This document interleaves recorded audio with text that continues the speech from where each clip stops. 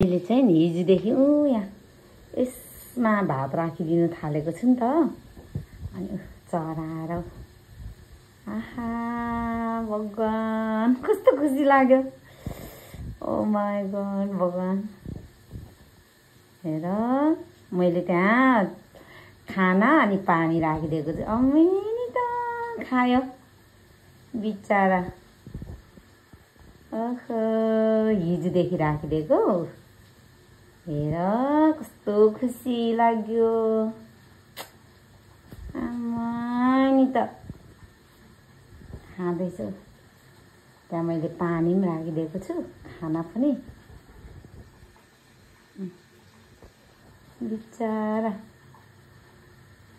आमाई।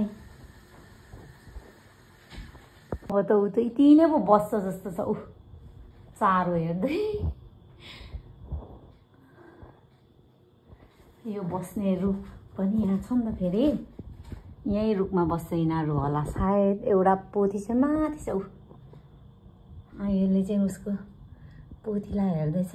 पोथी हो कि भाले हो? ऊ माथि छ एउटा चाहिँ यहाँ यहाँनिर छ। अनि एउटा चाहिँ यहाँ खाना रुँगेर बसेको छ। ओहो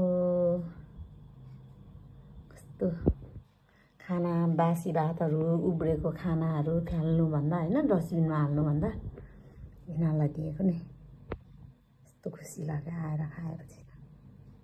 अनि खुसीको कुरा त यही हो नि। सबभन्दा धेरै खुसीको कुरा।